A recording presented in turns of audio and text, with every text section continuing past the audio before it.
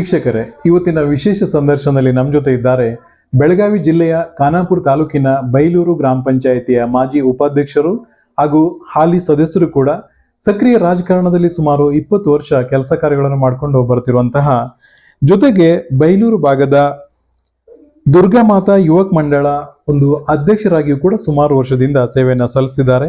ಮರಾಠಿ ಮಂಡಳ school SDMC ಅಧ್ಯಕ್ಷರಾಗಿಯೂ ಕೂಡ ಸೇವೆಯನ್ನು ಸಲ್ಲಿಸಿದ್ದಾರೆ. ಜೊತೆಗೆ ಸಂಭಾಜಿ ಹೈಯರ್ ಪ್ರೈಮರಿ ಸ್ಕೂಲ್ ಇದರ ಒಂದು SDMC ಅಧ್ಯಕ್ಷರಾಗಿಯೂ ಕೂಡ ಸೇವೆಯನ್ನು ಸಲ್ಲಿಸಿದ್ದಾರೆ.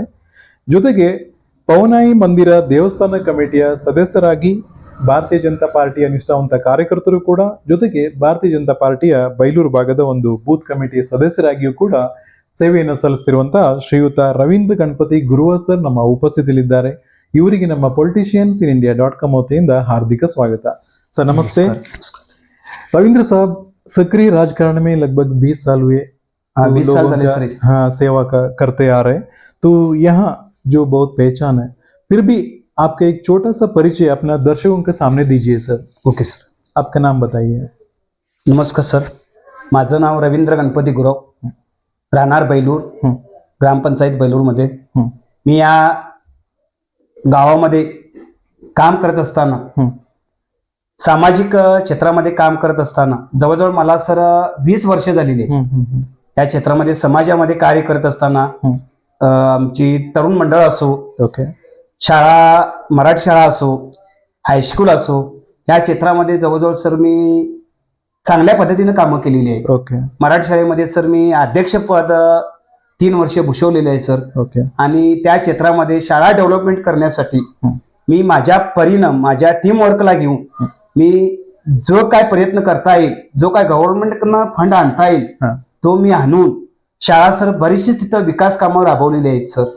ती विकास कामं करत असताना गावच्या समस्या आहेत, तरुण मंडळाच्या असू देत किंवा इतर कुणाच्या असू देत, येडा अडचणी असू देत, एखादा पेशंट जर आजारी असेल तर त्यांना मी शासकीय दवाखान्यापर्यंत नेण्याची व्यवस्था, माझी स्वतःची गाडी आहे सर, तिथपर्यंत नेण्याची किंवा आर्थिक सहाय्याच्या माध्यमातून सर मी समाजसेवा करत असताना माझ्या वार्डमध्ये जी तरुण मंडळ आहेत, त्या तरुण मंडळांनी मला एक दिवस आमच्या मीटिंग मध्ये बोलवलं आणि तुम्ही सर येत्या इलेक्शन मध्ये 2001 मध्ये जे आमचे ग्रामपंचायतीचं इलेक्शन होणार आहे, त्या इलेक्शन मध्ये सहकार्य तुम्ही व्हा, आम्ही तुम्हाला पाठिंबा देऊ असं मला ज्या तरुण मंडळांनी, ज्या माझ्या कार्यकर्त्यांनी मला सुचवलं. आणि त्या अनुषंगाने मी या राजकारणामध्ये येण्याचा सर मानस ठेवला. आणि खरोखर सर प्रतिस्पर्धीला मी माझ्या जवळजवळ 550 मतांनी त्याला हरवून मी ग्रामपंचायती मध्ये. पहले साहब शुरुआत का दिन कैसा था आपका, जो पहले कैसा, मतलब कहाँ तक आपने पढ़ाई किया? सर मी पहिला माझं शिक्षण सर इथं मराठी शाळेमध्ये तिथं म्हणजे स्थानिक लेवलला झालेलं आहे. परत सर हायस्कूलचं जे SLCचं जे शिक्षण आहे ते देखील गावामध्येच झालेलं आहे. शिक्षणाच्या माध्यमातून सर मी पुढे जायचा माझा विचार होता, पण घरची परिस्थिती किंवा जी घरची जबाबदारी होती ती पेलण्यासाठी सर मी माझं शिक्षण अर्ध्यावर सोडून मी सर माझी जी काही शेतीवाडी आहे ती सांभाळून या राजकीय क्षेत्रामध्ये म्हणण्यापेक्षा समाजसेवेच्या क्षेत्रामध्ये सर सक्रिय झालेला आहे. आणि हे करत असताना सर मी हळूहळू पॉलिटिक्स मध्ये येण्याचा देखील प्रयत्न केलेला आहे. आणि त्या अनुषंगाने सर आज ह्या क्षेत्रात मी आलेला आहे सर. आपको जो पॉलिटिकल करियर में गुरु कौन थे सर? सर राजकारणामध्ये म्हटला किंवा समाजसेवेमध्ये जरी म्हटला तर माझे 2 नंबरचे काका, म्हणजे आमच्या घराण्यापासूनच समाजसेवा करायचं एक वर्त आहे सर. आमचे आजा होते, परत काका इथं, यांच्या माध्यमातून त्यांच्या मार्गदर्शनाखाली मी ह्या समाजसेवेच्या क्षेत्रामध्ये सर पहिल्यांदा आलेलो आहे. आणि या समाजसेवेचं क्षेत्र करत असताना सर शाळेचे माध्यम असो किंवा संघाचं कार्य असो किंवा समाजसेवेचं कार्य असो किंवा एखादं कुणाची अडचण असो, ह्या कामं करत असताना सर हळूहळू मी ग्रामपंचायतीमध्ये सर येऊन राजकारणामध्ये सक्रिय झालेलं आहे सर. आपके ऊपर लोग कैसे, मतलब अभी ऐसे विश्वास रखते आ रहे सर? अभी कई सालों से आप सेवा करते आ रहे सर. अभी सर लोक विश्वास म्हटला तर कारण मला लोकांनी जवळून पाहिलेले आणि मी लोकांना जवळून पाहिलेलं आहे. कारण मी लोकांमध्ये एकरूप होऊन जातो सर. त्यांची समस्या कोणतीही असू देत, काही प्रॉब्लेम असू देत, तर ती समस्या मी त्यांच्या मनात घुसून सर ती सॉल्व्ह करण्याचा प्रयत्न केलेला आहे. कुठलीही समस्या असू देत, गावच्या भल्यासाठी ओके. शासकीय लेवलला आमदार असू देत, तालुका पंचायत मेंबर असू देत किंवा आणि कोण अधिकारी असू देत, त्यांच्या लेवलला मी राजकारणामध्ये येऊच्या अगोदर माझ्या परीनं गावच्या ज्या समस्या आहेत त्या समस्या मांडण्याचा मी तिथं सर सकस प्रयत्न केलेला आहे सर. ओके. आप 10वीं तक जो अभी पढ़ाई किया, फिर भी अभी कई स्कूल में आप SDMC अध्यक्ष भी रह चुके हैं सर. मराठा मंडल जो स्कूल में है और संभाजी स्कूल में भी है, उधर क्या क्या डेव्हलपमेंट काम वगैरे किया सर? माझ्या ज्या वेळेला मी मराठी शाळेमध्ये काम केलो अध्यक्ष म्हणून, त्यावेळेला सर मुलांचं भवितव्य एक विचार केला सर. आमच्या शाळेला एक प्रशांत अशी बिल्डिंग पाहिजे. त्यावेळेला आमच्या शाळेला कौलापूर ची जी बिल्डिंग म्हणजे पुरातन बिल्डिंग होती ती डेमोलिशी करून नवीन बिल्डिंग बनवण्याचा मी घाट घातला सर. आणि त्यावेळेला जो घाट घातला त्या घाटला सर यश येऊन आता आमच्या शाळेची जी सुसज्ज बिल्डिंग झालेली आहे, मोठी ऑफिस बांधलेलं आहे. शाळेमध्ये सर मुलांना जेवणाची जी व्यवस्था गव्हर्नमेंटने केलेली आहे ती स्वयंपाक खोली म्हणून नव्हती, ती देखील आम्ही फंडचा विचार केलो नाही सर. गव्हर्नमेंटनं फंड नंतर येईल, पण सध्या आपण बांधायचं अशा अनुषंगाने सर गव्हर्नमेंटची जो निधी मंजूर झाला पण काही कारणास्तव तो मिळाला नाही. पण स्वतःच्या यातून सर त्यावेळेला खरं सांगायचं तर म्हटलं तर मी पतसंस्थेकडून जवळजवळ 1.5 लाख रुपये लोन घेऊन ती बिल्डिंग बांधलेली आहे. आणि ती बिल्डिंग बांधल्यावरती जवळजवळ आम्हाला 3.5 लाखाचा निधी मिळाला. मग ती 1.5 लाख रुपये स्वतः आम्ही इन्व्हेस्ट केले. नंतर गव्हर्नमेंटचा फंड जवळजवळ ती बिल्डिंग 3.5 लाखाची जरी असली तर ती आम्ही बिल्डिंग 4 लाखाची अशी सुसज्ज बांधलेली आहे. तालुका लेवलला सर त्यांचे अधिकारी आहेत, ते त्याने आमच्या बिल्डिंगचा जो फोटो घेऊन संपूर्ण खानापूर तालुक्यामध्ये तो दाखवले. आणि अशा लेवलची जी बैलूरला बिल्डिंग बांधलेली आहे ती पूर्ण खानापूर तालुक्यामध्ये व्हावी असं एक त्यांनी मानस करून ती प्रत्येक CRC मीटिंग मध्ये ते एक आमच्या बिल्डिंगचा फोटो त्यांनी ठेवून सर त्यांनी त्या पद्धतीच्या बिल्डिंग बांधण्याचा प्रयत्न केले सर. आणि परत आता सर हायस्कूल लेवलला सर ती देखील बिल्डिंग आमची पूर्वी म्हणजे गावच्या लोकांनी जी बांधलेली होती किंवा संस्थेनं जी बांधलेली होती ती कौलारू होती. पण आमच्या हायस्कूलची जी पटसंख्या आहे ती दिवसांदिवस सर आता वाढत चाललेली आहे. त्यावेळेला ज्या वेळेला मी शाळेला जात होतो तेव्हा आमची पटसंख्या सर एक 100-125ची पटसंख्या होती. पण तीच पटसंख्या जवळ आज 300च्या घरामध्ये आहे. पण आज सारासार विचार करत असताना ज्या शाळेमध्ये मी शिकलो आणि त्या शाळेमध्ये मला एक सदस्य म्हणून काम करत असताना जो उत्साह मिळाला त्या उत्साहा खातर सर आमच्या ज्या बॉडीमध्ये निर्णय घेण्यात आला की जी हायस्कूलची बिल्डिंग आहे ती मोठ्या पद्धतीने डेव्हलपमेंट कशी होईल हे प्रस्तावना सर आम्ही ज्या वेळेला संस्थेकडे ठेवला आणि संस्थेनं सहकार्य देऊन तिथं आम्ही भव्य अशी 2 एकर जमीन खरेदी करून जवळजवळ आम्ही तिथं जवळजवळ 80-90 लाखाची सुसज्ज देणगी रूपात परत संस्थेचं सहकार्य घेऊन आम्ही स्वतः देखील मी तिथं देणगी दिलेली आहे, आर्थिक देखील सहकार्य केलेलं आहे. अशा अनुषंगानं परवा सर आमचे 2 महिने झाले त्या बिल्डिंगचं आम्ही एक मोठ्या उत्साहात उद्घाटन देखील केलेलं आहे. अशा पद्धतीने सर मी शाळेच्या माध्यमातून सर मुलांना बरंचच आर्थिक सहाय्य देखील केलेलं आहे. एखाद्या मुलगा जर गरजू असेल, काही जर त्याला म्हणजे खरोखर गरज असेल तर आम्ही त्याच्यावरती प्रश्न देखील सॉल्व्ह केलेला आहे. ज्या वेळेला मी मराठी शाळेमध्ये काम करत होतो एक मुलगी सर खेळामध्ये हुशार होती. आमच्या जांभोटी विभागामध्ये ती फर्स्ट आली, खानापूर तालुक्यामध्ये फर्स्ट आली. पण बेळगाव जिल्ह्यासारख्या डिस्ट्रिक्ट लेवलमध्ये तिला जे जायचं ते तिला जाण्याचा जो तिला खर्च होता किंवा जाण्याचा ट्रॅव्हल खर्च तो त्यांच्या आई वडिलांना द्यायची सर ती ताकद नव्हती. ती आम्ही आमच्या LDMCच्या कमिटीच्या माध्यमातून शिक्षणाच्या माध्यमातून किंवा मी स्वतः तिथं खर्च त्यांना देऊन तिथपर्यंत सर अशा म्हणजे भूतपूर्व मुलांना खेळाच्या माध्यमातून असो किंवा कलेच्या माध्यमातून जी मुलं असतील त्यांना सर मी सहकार्य करून सर मुलांना भवितव्य घडवण्याचा प्रयत्न केलेला आहे सर. बहुत बहुत धन्यवाद सर. इस सिलसिले में जो पॉलिटिकल करियर में कैसे आना हुआ सर? सर ग्राम पंचायत में चुनाव लड़ना ऐसा कुछ प्लान कभी आया हुआ? सर ज्या वेळेला माझे कार्य बघून म्हणजे शाळेच्या माध्यमातून म्हणा किंवा या संघांच्या माध्यमातून म्हणा किंवा जनसेवेच्या माध्यमातून जे माझं कार्य माझ्या मित्र वर्गाने पाहिलं किंवा जनतेने पाहिलं त्यावेळेला त्यांनी काय म्हटले की तुमच्याकडे ठोस असं काहीतरी पाहिजे तर तुम्ही वर लेवलला जाऊन कामं करू शकता.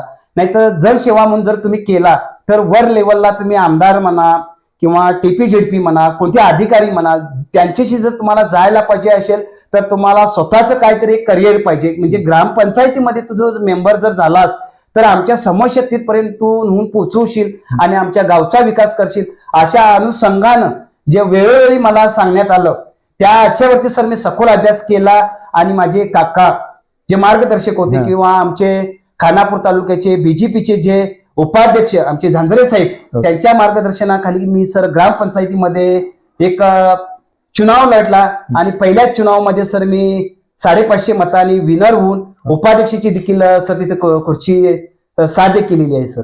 बहुत बहुत धन्यवाद सर. आप उपाध्यक्ष बने बेलूर ग्राम पंचायत का, तो आपके सामने मतलब क्या क्या ये मुश्किलें वगैरह जो योजना जो डेवलपमेंट काम वगैरह तो क्या क्या रहा सर? ज्या वेळेला मी समाजसेवा करत होतो पूर्ण जबाबदारी नव्हती सर. समाजसेवा जेवढी होईल तेवढी करत होतो, पण गावच्या विकासासाठी सर या ग्रामपंचायतीमध्ये जेव्हा मी पाऊल ठेवलं आणि पहिलीच मीटिंग माझ्या समोर आली त्यावेळेला संपूर्ण बेलूर गावचा म्हणण्यापेक्षा आमच्या ज्या पंचायतीमध्ये जे डेव्हलपमेंट गावं येतात, जी 7 गावं येतात, 16 मेंबर, त्यांच्या विकासाच्या बाबतीत सर माझ्या समोर एक चित्र उभं राहिलं. पहिलं सर चित्र उभं राहिलं की सर्वांगीण विकास कुठे करायचा तर शैक्षणिक विकास करायला पाहिजे. शैक्षणिक विकास करायला पाहिजे तर शाळेच्या माध्यमातून जायला पाहिजे. प्रत्येक शाळेसाठी सर सुसज्ज टॉयलेट पाहिजे, त्यांना पाण्याची व्यवस्था पाहिजे, त्यांना परत सुसज्ज अशी बिल्डिंग पाहिजे. असं एक आम्ही आमच्या जे ग्रामपंचायती व्याप्तीमध्ये जे आमचे पीडीओ सर आहेत त्यांच्याशी आम्ही डिस्कस केलं की आमच्या ग्रामपंचायती क्षेत्रामध्ये विकास करायचा असेल तर शाळेच्या माध्यमातून विकास करायचा असेल तर आम्हाला काय करता येईल. मग त्यांनी सांगितलं की एनआरजी मध्ये कामं गव्हर्नमेंट आता बराचसेच फंड घातलेले आहेत पंचवार्षिक योजनेमध्ये, त्या अनुषंगाने जर तुम्ही कामं केला तर खरोखर शाळेचं डेव्हलपमेंट होईल. त्या अनुषंगात सर आम्ही शाळांचा विकास करत असताना फेवर्स म्हणा किंवा कंपाऊंड म्हणा, शौचालय म्हणा किंवा आणि सर बऱ्याचशाच तिथं थोडस रोडची व्यवस्था म्हणा, आम्ही जवळजवळ 3.5 कोटीचा जो निधी आम्ही प्लॅन करून पाठवला त्याच्यामध्ये जवळजवळ आम्हाला नाही म्हटला तर एक 1.5-2 कोटीचा निधी मंजूर झाला. आणि त्या अनुषंगाने सर आमच्या ग्रामपंचायतीच्या व्याप्तीमध्ये येणाऱ्या शाळेच्या शैक्षणिक दृष्ट्या सर पहिला मी प्रश्न सॉल्व्ह केलेला आहे. दुसरा सर आमचा 14वा आयोग असो किंवा 15वा आयोग असो, त्या आयोगामध्ये जो बजेट असेल त्या बजेट मधनं सर शिक्षणासाठी मुलांना खेळाचं साहित्य म्हणा, आरोग्यासाठी ज्या समस्या आहेत किंवा शैक्षणिक आणि काय असेल म्हणजे गणवेश असो किंवा एखाद्याला गरजू दप्तर असेल तेही देखील आम्ही ग्रामपंचायतीनं देण्याचा प्रयत्न केलेला आहे सर. वैसे ग्राम पंचायत में जो आरोग्य के बहुत बड़ा इश्यू होता है, जो प्राइमरी हेल्थ सेंटर होना है सर, वो चर्चा में मतलब बहुत सारे जो बातें आप बता रहे थे, तो यहाँ मतलब ऐसे सुविधा कैसे है सर? सर पहिला आमच्या गावामध्ये सर दवाखाना गव्हर्नमेंट होता सर, दवाखाना होता त्यावेळेला डॉक्टर होते, पण काही पिरियड मध्ये सर तो दवाखाना कोसळून गेला. डॉक्टर होते ते नाही झाले, आता परिचारिका येतात टेम्पलवारी येऊन तपासून जातात. पण गव्हर्नमेंटकडे एक मला सजेशन आहे की बेलूर सगळ्या ग्रामपंचायतीला स्थानिक लेवलला एक सुसज्ज दवाखाना जर असेल तर स्थानिक लोकांचा आरोग्याचा प्रश्न सॉल्व्ह होईल. कारण जे आमची जी शेतकरी वर्ग आहे, जो शेतकरी समाज आहे, ह्या समाजाला जे आरोग्याच्या दृष्टिकोनातून म्हटला तर आम्हाला बेलूर गावापासून जर आम्हाला जर डॉक्टरकडे जायचं असेल किंवा आरोग्याच्या दृष्टिकोनातून जर आम्हाला जायचं असेल तर सर आम्हाला जवळजवळ 25 किलोमीटर लांब जावं लागतंय आणि हा खर्चाची बाजू आहे, त्रासिक आहे. आणि ह्या अनुषंगानं जर गव्हर्नमेंटनं पंचायती लेवलला जर ती सुविधा दिली तर खरोखर ती एक समस्या मोठी सॉल्व्ह होईल असं मला वाटतं सर. बेलूर ग्राम पंचायती तो कितने गांव आते हैं सर? वैसे इधर पीने का जो पानी का व्यवस्था कैसे है सर? बेलूर ग्राम पंचायतीमध्ये सर एकूण 7 गावं येतात. 7 गावं येतात. बेलूर गावचं जरी घेतला तर नैसर्गिक पाणी आहे सर इथं. आमच्या पूर्वेला देखील बेलूर गावच्या पूर्वेला देखील नैसर्गिक पाणी आहे व उत्तरेला देखील सर नैसर्गिक पाणी आहे. ते जेजेमच्या स्कीम मधनं जी आता मोदी सरकारनं जी घरोघरी नळ योजना जी योजलेली आहे ती खरोखर चांगली योजना आहे. कारण नळावरती सार्वजनिक नळावरती पाणी भरायचं किंवा सार्वजनिक बावडीवरती पाणी भरायचं त्या महिला वर्गांना तो त्रास होत होता. कारण लंबर लावून पाणी भरायचं होतं किंवा ते बावडीचं पाणी ओढायचं त्याचं त्रासिक होतं. ते सरकारनं बीजेपी सरकारनं आमच्या नरेंद्र मोदी साहेबांनी हा. जो सखोल अभ्यास करून हा. खेडोपाडी प्रत्येक महिलेला हम्म. ते पाणी त्यांच्या घरापर्यंत देण्याचा जो विचार केलेला आहे हम्म. तो अगदी चांगला आहे आणि त्या माध्यमातून सर आम्ही ती स्कीमा देखील आमच्या ग्रामपंचायतीमध्ये राबवलेल्या आहेत. Okay. पण जी काम करण्याची जी पद्धत आहे ज्यांनी टेंडर घेतलेत हा. त्यांनी जे काम केलेत ते काम प्रगतीपथावर म्हणावं तसं नाही आहे. आम्ही त्यांना वेळोवेळी सजेशन दिलेले आहे. आमच्या पंचायतीच्या माध्यमातून आमच्या ग्रामपंचायतीच्या ज्या कमिटीमध्ये जो ठराव होतो त्यातून त्यांना बोलवून देखील आम्ही त्यांना सांगितलेलं आहे की जे गव्हर्नमेंट एवढा फंड घालतो हा. तो फंड योग्य त्या पद्धतीने राबवावा आणि त्या जनतेला पाणी मिळावं म्हणून आम्ही त्यांना हे केलेलं आहे. आता ह्या वेळेला पावसाळा सर कमी होता, पाण्याची पातळी खालावलेली, हा. तरी देखील आम्ही ग्रामपंचायतीच्या माध्यमातून ज्या गावामध्ये पाणी नव्हतं तिथं आम्ही टँकरच्या माध्यमातून जसं होईल तसं बाजूला जर एखादी जर बोरवेल प्रायव्हेट असेल तर त्या बोरवेल मालकाशी भेटून तिथला पाण्याचा प्रश्न देखील सॉल्व्ह केलेला आहे. आणि मला वाटतंय पाण्याची समस्या जवळजवळ 90% तरी सर इथं सॉल्व झालेली आहे असं एक सोल्यूशन हुआ है सर. सोल्यूशन झालेलं आहे सर. ओके. वैसे सर साथ ही आप एक किसान हैं तो सारे प्रॉब्लम जानते शेतकरी का, तो किसान लोगों को क्या क्या योजना वगैरह करके दिया हुआ? सर किसान लोकांना दुसरी गोष्ट सर आमची आता आम्ही शेती करतोय सर. हाँ. वास्तविक पहिला ग्रामपंचायत जरी उपाध्यक्ष सदस्य जरी मी असलो हाँ. तर माझा व्यवसाय पहिला शेती सर. अभिमानानं सांगावं वाटतं की आम्ही शेती करतोय आणि आमचा जो भाग आहे हा पश्चिम भाग डोंगर भाग आहे येतोय सर. इथं पाऊस मोठा लागतोय आणि पाऊस मोठा लागतोय, रोगराई सर इथं वाढते. शेतकऱ्याच्या दृष्टिकोनातून म्हटला तर शेती ही आमची पारंपरिक पद्धतीने चाललेली आहे. जरी आधुनिक पद्धतीची यंत्र आली तरी शेती व्यवसाय करत असताना शेतकरी जो आमचा बांधव आहे तो जोडधंदा म्हणून पशु पाळतात. ओके. पशु पाळत असताना त्यांना जे काही गव्हर्नमेंटनं पशुवैद्यकीय दवाखान्यातून त्यांना जी काही सुविधा आहे ती पूर्ण तत्वानुसार मिळत नाही इथं सर. Okay. म्हणजे लसीकरण म्हणा किंवा एखादे लाग वगैरे असे बरेचसे सर हे होतात. त्याच्यासाठी सर आम्ही त्यांच्याशी भेटण्याचा सर प्रयत्न केलेला आहे. Okay. आम्ही जनावरांचा दवाखाना देखील इथं व्हावा म्हणून आमच्या ग्रामपंचायतीच्या सर माध्यमातून एक ठराव घालून जवळजवळ आम्ही त्यांना 1/2 एकरची जागा देखील दिलेली आहे.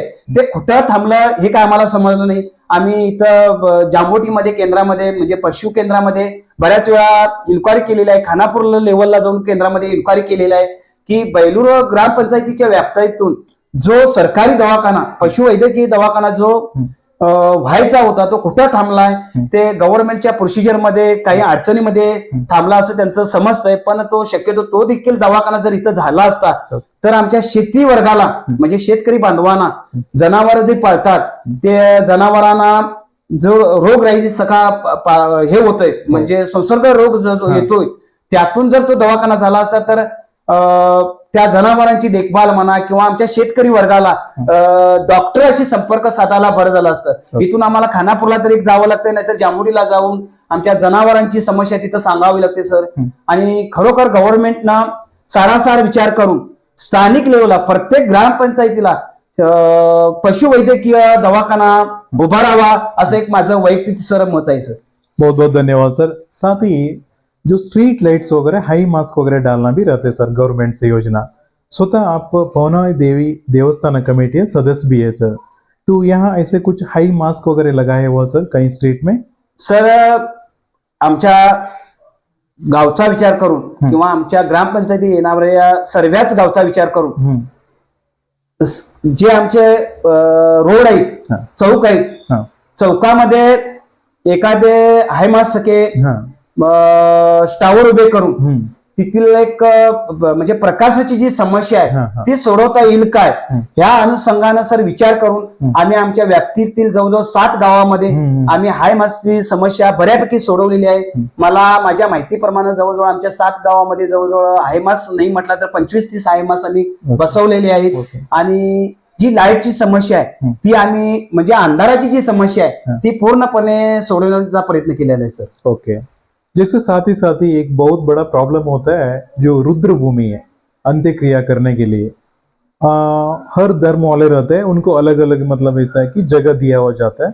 सरकार से ये कहना है कि वो एक शांति धाम का टाइप करना है, तो वहाँ जो चेयर से लगाना है और गार्डन बनाना है, पानी का व्यवस्था, लाइट व्यवस्था, ऐसा कुछ सुविधा है सर आपके गांव में? सर या बाबतीत बोलायचं म्हटलं तर मी आमदार साहेबांशी, अरविंद पाटील होते त्यावेळीपासून म्हणा, किंवा अंजली निंबाळकर होती त्यावेळीपासून म्हणा, आता आलगेकर साहेब आहेत, मी यांच्याशी सर्वांशी कॉन्टॅक्ट केलेला आहे की बैलूर गावामध्ये सर सुसज्ज अशी एक मशानभूमी व्हावी. कारण आजपर्यंत आमच्या खेड्यातले लोक की स्वतःच्या प्रॉपर्टीमध्ये अंत्यविधी करतात. आम्ही बऱ्याच वेळा त्यांना इन्क्वायरी केलेली आहे की आम्हाला जवळची एक मशानभूमी द्या. गव्हर्नमेंट काय म्हणतंय, तुम्हाला आम्ही जवळ जागा देऊ शकत नाही, तुमची मशानभूमी जिथं आहे तिथं तुम्ही शेड उभे करा. वास्तविक पाहिला तर सर बैलूर गावापासून 2-2.5 किलोमीटरच्या बाहेर मशानभूमी आहे पूर्वीची. पण पावसाळ्यामध्ये वगैरे ते 2-2.5 किलोमीटर ती अंत्यविधी करायची, जाण्याचा जो त्रास आहे तो थांबण्यासाठी आम्ही पर्यायी मार्ग म्हणून आम्ही बऱ्याच वेळा सर निवेदन तहसीलदार ऑफिस मध्ये देखील मी निवेदन दिलेलं आहे सर. आम्हाला आधुनिक पद्धतीने पर वार्डमध्ये गव्हर्नमेंटने काय म्हटलंय, पर वार्ड मध्ये म्हणण्यापेक्षा प्रत्येक गावाला एक मशानभूमी असावी, सुसज्ज शेड असावं, त्याला कंपाऊंड असावं, त्याला स्ट्रीट लाईट असावा, तिथे जाण्यासाठी रोड असावा, परत पाण्याची देखील व्यवस्था असावी. म्हणजे तिथं जी अंत्यविधी करण्याची, पावसाळा असो उन्हाळा असो, तिथं लोकांना त्रास होऊ नये म्हणून आमच्या राज्य सरकारनं म्हणा एक माणूस ठेवलंय. पण स्थानिक लेवलला सर त्या प्रश्न सॉल्व्ह करत असताना ते जटिल मध्ये जाईल सर. ते काही अटी गाठलेल्या आहेत, त्या अटी सर सोडवत असताना त्या आम्हाला त्या चौकटीमध्ये बसून त्या प्रश्न सुटत नाहीत आणि त्या आम्हाला समस्या सर बिकट आहेत. खरोखर जर सरकारनं त्या लेवलला जर ते एक म्हणजे मशानभूमीचा जो प्रश्न आहे तो जर सॉल्व्ह करायचा असेल, त्या परिस्थितीनुसार तो प्रश्न सॉल्व्ह करावा. त्या अटी न घालता ग्रामपंचायतीला तो विकास करण्याचा सर एक अधिकार द्यावा असं एक मला वाटतं सर. ओके. और बहुत बड़ा जो प्रॉब्लम होता है क्लीनिंग का, आप ग्राम पंचायत उपाध्यक्ष सदस्य रहता है, जब भी अगर कुछ अभी स्ट्रीट वगैरह पूरा देखे जाएगा तो फिर लोगों ने उधर फेंकना इधर फेंकना, उसके लिए कुछ आपके ग्राम पंचायत में गाड़ी की व्यवस्था है सर? और मतलब हर स्ट्रीट में आने का, कलेक्शन करने का, और उसके लिए एक घटक भी होता है जो विलेवारी घटक, जो अभी वो वेस्टेज है उसको एक साइड में डालना, तो उसके लिए क्या क्या काम वगैरह किया हुआ सर? वो कचरा गाडी सर. सर कचरा गाडी बैलूर पंचायतीला आहे. आम्ही ग्रामपंचायतीच्या व्याप्तीमध्ये हर घर में बकेट भी दिया हुआ जाता है सर. ग्रामपंचायतीच्या व्याप्तीमध्ये सर घरोघरी आम्ही ते बकेट दिलेले आहेत सर. ओला कचरा आणि सुका कचरा. परत सर तो कचऱ्याचा विल्हेवाट लावण्यासाठी म्हणजे विघटन करण्यासाठी देखील सर आम्ही ग्रामपंचायतीच्या व्याप्तीमध्ये सर एक मोठं शेड बांधलेलं आहे. पण गव्हर्नमेंटनं तर विल्हेवाट कचरा करण्यासाठी तिथं जे काय कामगार वर्ग लागणार आहेत त्यांच्याशी आम्ही वेळोवेळी सर प्रयत्न केलेले आहेत की गाडी चालवण्यासाठी आम्हाला ड्रायव्हर पाहिजे, ते महिला ड्रायव्हर पाहिजे म्हणून सांगितले. ती महिला ड्रायव्हरची भरती करून घ्या. आम्हाला ते गाडी दिलेली आहे पण ती गाडी देखील इथं तर तशीच आहे, शेड बांधलेला आहे तेही तिथं आहे. पण गव्हर्नमेंटनं त्या पद्धतीने ते कामगार वर्ग तालुका पंचायत लेवलला ते कामगार वर्ग भरून घेऊन ती विघटन करण्याची जी प्रक्रिया आहे किंवा जो घन कचरा आहे तो उचलण्याचं कार्य जे आहे ते पंचायतीतून करण्याची आमची क्षमता आहे. पण त्याच्यासाठी सर आम्हाला ते बंधन दिलेलं आहे की परतच्या पिरियड मध्ये तुम्ही ती गाडी चालवण्याची जी कोण ड्रायव्हर लागणारी बाई आहे किंवा ते कचरा विघटन करण्यासाठी जे काय कामगार वर्ग लागणार आहेत ते त्यांनी सर आम्हाला अजून भरती करून घ्या असं त्यांनी सजेशन दिलेले नाही. आम्ही तिथे बिल्डिंग देखील मोठी बांधलेली आहे, गाडी देखील आहे, करण्याची मानसिकता आहे, पण तालुका लेवलला सर ते अजून आम्हाला तसं परमिशन दिलेलं नाही सर. अपनी माध्यम की तरफ से क्या मनवी करना चाहेंगे सर आप, जो अभी उसका जो तालुका जो अधिकारी लोग हैं उसमें थोड़ा ध्यान देना चाहिए सर? वास्तविक बघितला तालुका लेवलला जे आमचे सीएम आहेत त्यांना विश्वासात घेऊन खरोखर खेडोपाडी ज्या समस्या आहेत त्या समस्या सोडवण्याचा प्रयत्न केला पाहिजे. कसं होतंय सर, आयबी मध्ये बसून समस्या सुटत नाहीत. स्थानिक लेवलला खेडोपाडी जाऊन की घन कचऱ्याचं विघटन कसं करायचं किंवा तिथल्या रोडची समस्या म्हणा किंवा पाण्याची समस्या म्हणा कशा पद्धतीने सोडवता येतील स्थानिक लेवलला विचार केला तर आपल्या भागाचा विकास व्हायला वेळ लागणार नाही सर. दुर्गा माता युवक मंडल में आप कई सालों से अध्यक्ष है, तो वो पूरे जो लोगों को इतने प्यार कैसे है सर आपके ऊपर? सर मी दुर्गा माता युवक मंडळाशी काम करत असताना नवरत्नामध्ये म्हणजे आमचा दसऱ्याचा जो महोत्सव आहे त्या महोत्सवामध्ये सर आम्ही एक दुर्गा माता मूर्तीचा प्रतिष्ठापना करतो आणि ज्या वेळेला ती संकल्पना मनामध्ये या 15 वर्षामागे ती संकल्पना माझ्या मनामध्ये आली की कुठेतरी एक संघटित व्हावं, तरुण पिढी संघटित व्हावं, व्यसन मुक्ती व्हावी असा विचार करून मी माझ्या जवळची एक 20-25 मुलं गोळा केली आणि त्यांच्या समोर एक समस्या म्हणजे माझे एक हे प्रस्ताव ठेवला की आपल्या गावामध्ये आपल्या गल्लीमध्ये एक संघटित पूर्ण जर समाज व्हायचा असेल, एकत्रित यायचं असेल तर आपण काहीतरी वेगळं डेव्हलपमेंट केलं पाहिजे. तर मग काय केलं पाहिजे याच्यासाठी सर मी बारकाईने विचार केला. गणेश उत्सव ज्या पद्धतीने करतात पण त्या पद्धतीतून दुर्गा माता एक उत्सव साजरा करावा. मग ते उत्सव साजरा करण्यासाठी त्याला तरुण मुलं पाहिजे. मग अशी एक 20 मुलं मी गोळा केली, त्याच्याकडे समस्या ठेवली, त्यांना ते पटली आणि त्या अनुषंगाने जवळजवळ सर 20 वर्षे झाली या कार्यमध्ये सर सदैव मी प्रयत्न करतोय.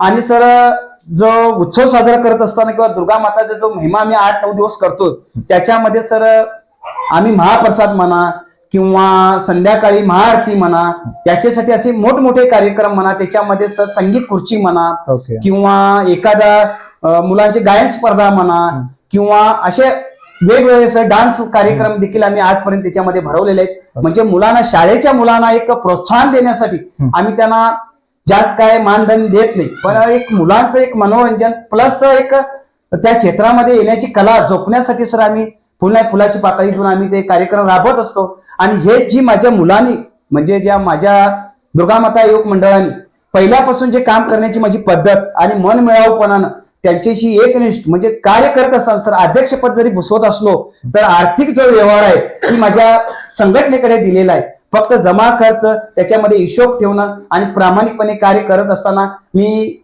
10 वर्षानंतर माझ्या मुलांना बोलवलो आणि अध्यक्षपद मला दिला, तुम्ही कोणतरी व्हा. पण नाही सर, तुम्हीच राहायला पाहिजे, कारण तुम्ही जे कार्य करता ते अगदी सर्वांना धरून करता. कुणाचा राग रुसवा असेल किंवा काही असेल तर तुम्ही तो तिथल्या तिथे सॉल्व्ह करता. म्हणून मला सर आजही माझे जे अध्यक्षपद म्हणून जर मी भूषवलेले आहे ते आजपर्यंत त्या कमिटीनं माझ्यात स्वाधीन ठेवलेलं आहे. त्याच्याबद्दल कधीच कोणी कुड केलेलं नाही सर. बहुत बहुत धन्यवाद सर. वैसे भारतीय जनता पार्टी का निष्ठावंत कार्यकर्ता है, तो वो पक्ष में जो काम करते हुए आपको कितना खुशी आ रहा है सर? सर भारतीय जनता पक्षामध्ये काम करत असताना सर एक मनाला वेगळंच समाधान वाटतंय. कारण भारतीय जनता पक्ष असा आहे की हिंदू धर्माला जाणणार आहे सर.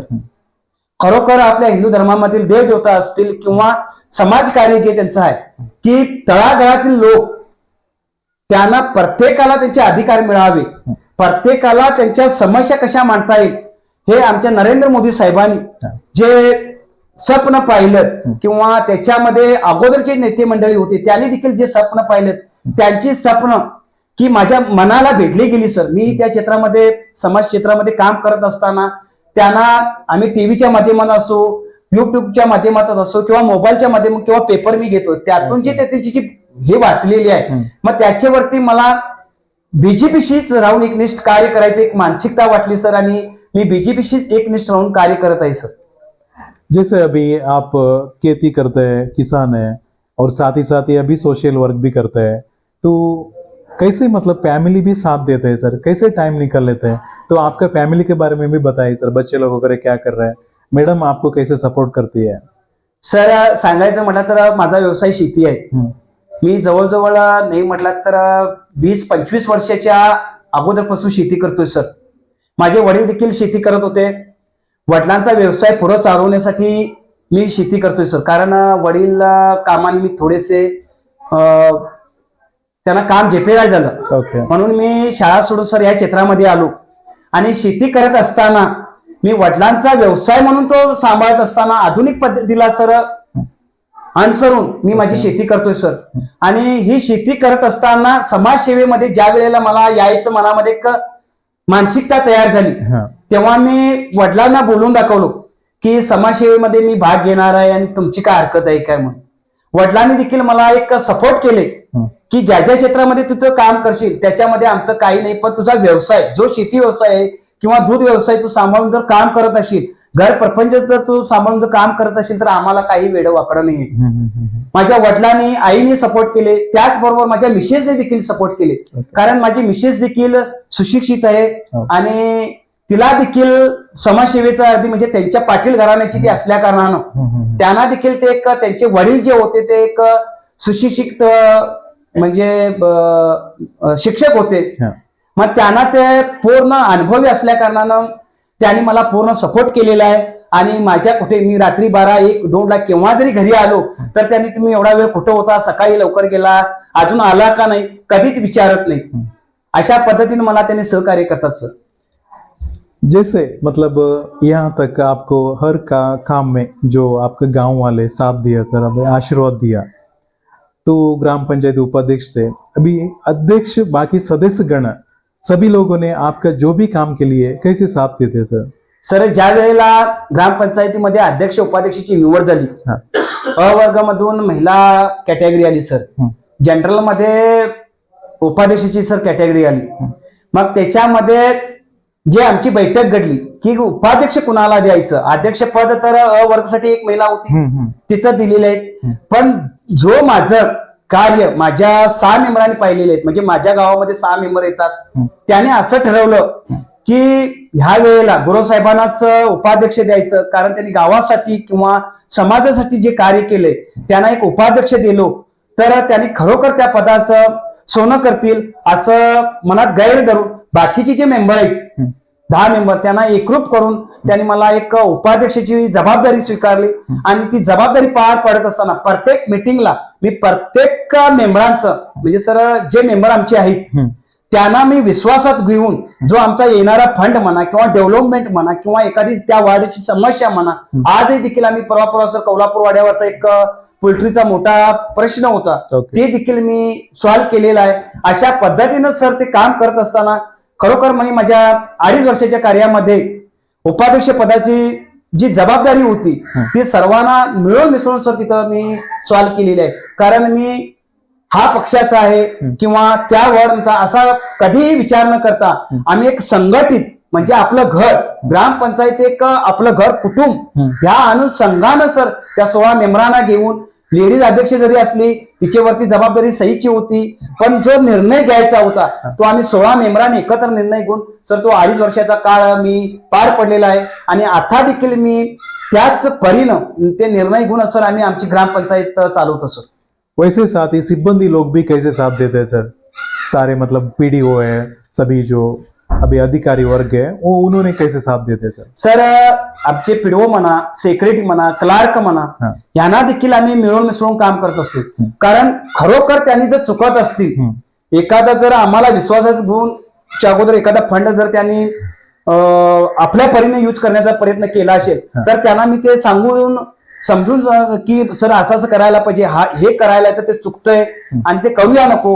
मग त्याने आमच्याशी म्हणजे जो काय प्रश्न असेल तो एकत्रित बसून आम्ही तो सॉल्व्ह करून खरोखर म्हणजे जे गुरुसाहेब सांगायले किंवा जी आमची टीम वर्कर सांगायले त्यांना ते आम्ही जे काय समस्या असेल किंवा प्रश्न असेल त्यांचे प्रश्न असतील किंवा त्यांनी काही एखादी जर सजेशन दिलेलं असेल तर एकत्र बसून ते आम्ही सॉल्व्ह केलेलं आहे.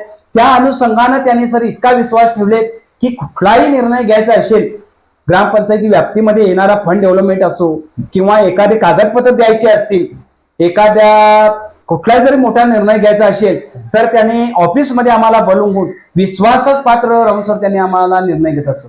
ओके. साथ ही सर अभी मतदार बंधु लोगों ने जो आपका जो ग्राम के जो लोग अभी यहाँ तक आपको आशीर्वाद दिया, तो अभी इलेक्शन में मतलब जितवा कर एक वो उन्नत पदवी मिला, तो उनको कैसे याद करना चाहेंगे सर? साथ ही आपका जो भी काम के लिए तो आपका लीडर लोग है, यहाँ का जो भारतीय जनता पार्टी का एमएलए विठल हलगेकर साहब है, अरविंद पाटिल साहब है, तो उन्होंने कैसे मतलब साथ दे रहे हैं सर? ज्या वेळेला मी या क्षेत्रामध्ये आलो त्यावेळेला ज्यांनी मला सपोर्टिंग केले किंवा ज्यांनी मला सपोर्टिंग केले नाही असं मी कधीच विचार केलो नाही. माझ्या वार्डमध्ये जे जनता येते ती सगळी आपलीच जनता म्हणून सर त्यांचं जनसेवा करत असताना एखाद्याचा जर पर्सनली जर काहीतरी मॅटर असेल, शासकीय लेवल असो किंवा त्यांचं दवाखान्याचा असो किंवा स्वतः मी सर त्यांना भेटून किंवा त्यांनी माझ्या घरीपर्यंत येऊन सर ते असा प्रॉब्लेम झालेला आहे, जरासं मला तुमचं हेल्प पाहिजे. हा. मी सर माझं काम शेती किंवा हे असं त्यांना कधीच सांगत नाही. त्यांच्या कामासाठी सर मी रात्री बेरात्री केव्हाही माळा पडू शकतो सर. त्या विश्वासानं मला जे वोटिंग दिलं त्या विश्वासानं सर मी त्यांना सहकार्य करतो. आणि खरोखर सर त्यांना मी म्हणजे ग्रामपंचायत व्याप्तीमध्ये किंवा ग्रामपंचायतीमध्ये येणाऱ्या स्कीमा किंवा येणारा अनुदान किंवा काही जर सजेशन असेल तर मी त्या लेवलला जवळजवळ मी प्रत्येकाच्या घरी जाऊन किंवा तसं एखादं मिटिंग घेऊन मी त्या समस्या म्हणजे त्या स्कीमा किंवा एखादा अनुदान आलेलं असेल तर मी त्या जनतेपर्यंत सर पोहोचवण्याचा प्रयत्न करतो. Okay okay. साथ ही आप सर सोशल वर्क करते आ रहे हैं, तो कैसे कैसे मतलब है सोशल वर्क आपका?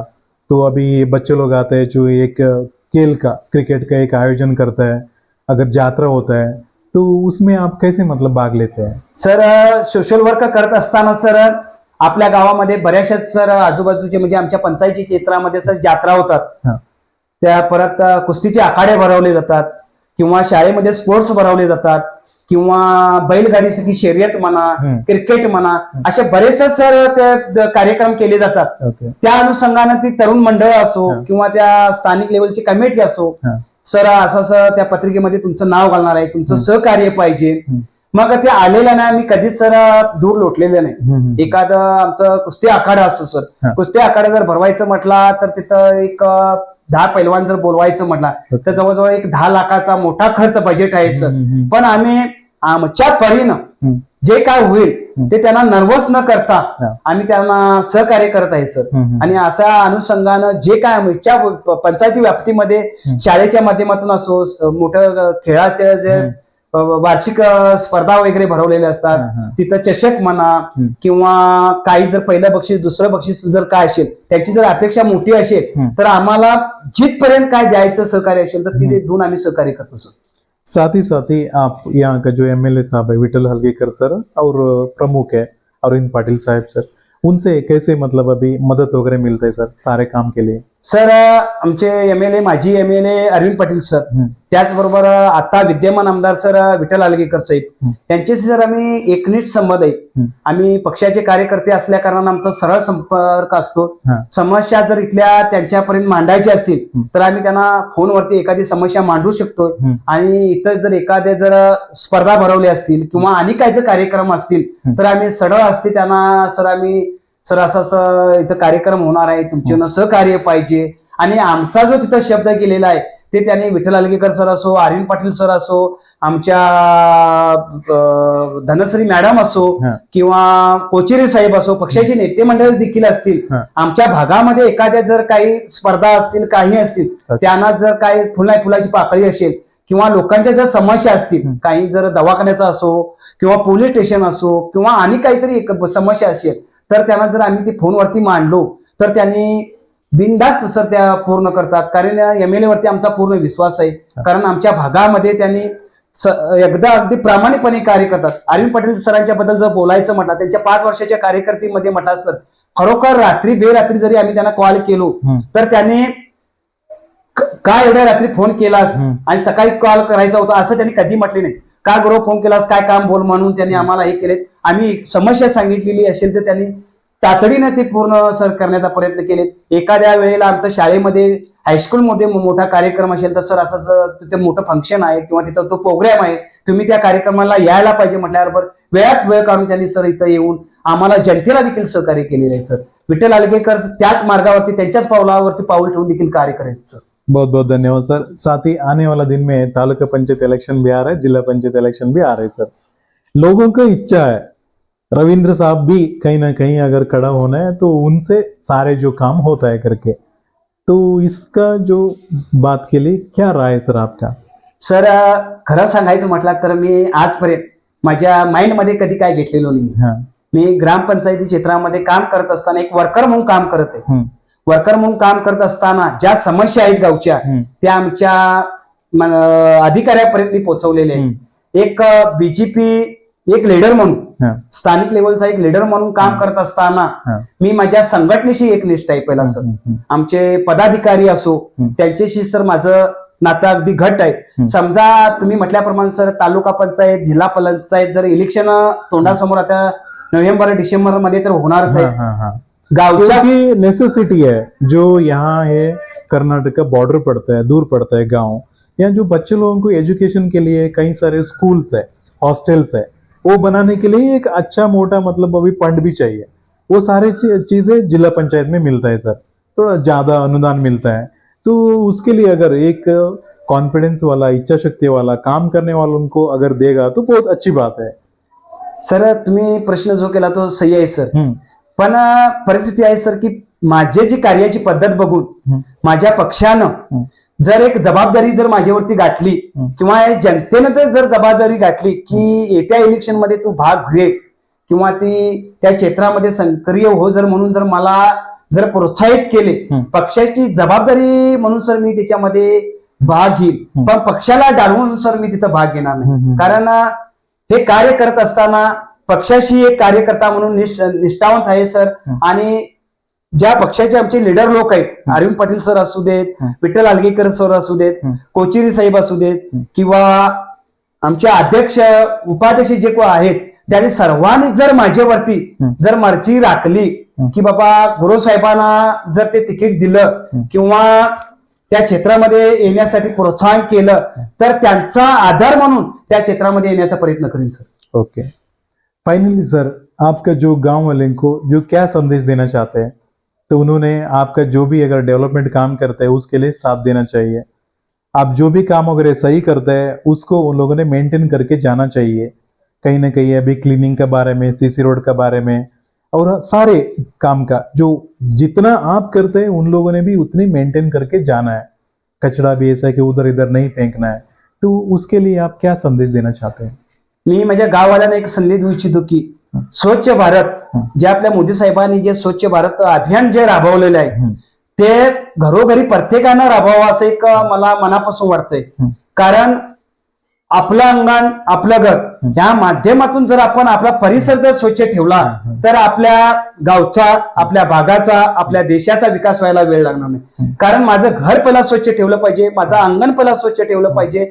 म्हणून मी माझ्या बांधवांना एकच सांगू इच्छितो की स्वतःचं अंगण, स्वतःचं घर, स्वतःचा परिसर जर तुम्ही स्वच्छ ठेवला, जो कचरा आहे तो कचरा जर तुम्ही टोपलीत भरून तुमच्या परसुपेढ्यामध्ये किंवा आमच्या आता शेती वर्गामध्ये जे आपण घन कचरा जो आपण सेंद्रिय खत म्हणून बनवतो त्याच्यामध्ये जर नेऊन ठेवला किंवा तिथं एकरूप जर गोळा केला तर ते उलट सेंद्रिय खत देखील तयार होईल आणि आजूबाजूचा परिसर देखील आहे तो स्वच्छ देखील राहील. दुसरी गोष्ट, पंचायतीच्या माध्यमातून जे आपण काम करत असतो, डेव्हलपमेंट करत असतो, तिथं प्रत्येक जनतेचं सहकार्य पाहिजे. तर सीसी वर्क म्हणा किंवा गटर म्हणा किंवा बाकीची कामं करत असताना जर जनतेचं जर पाठबळ नसेल तर तिथं ग्रामपंचायत मेंबर सर काही करू शकत नाही. कसं, कारण विकासाला जनतेचा पूर्ण पाठिंबा पाहिजे.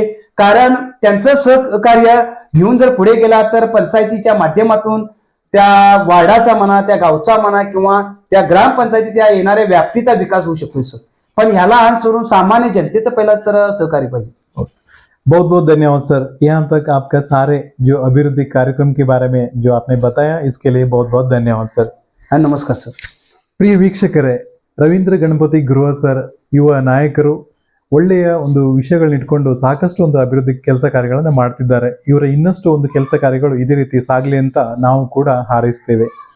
ಇಷ್ಟೊತ್ತು ತಾವು ನೋಡಿದ್ರಲ್ಲ, ಬೈಲೂರು ಗ್ರಾಮ ಪಂಚಾಯಿತಿಯ ಉಪಾಧ್ಯಕ್ಷರಾದಂಥ ಶ್ರೀಯುತ ರವೀಂದ್ರ ಗಣಪತಿ ಗುರುವ ಸರ್ ಇವರ ಮಾತುಗಳನ್ನ.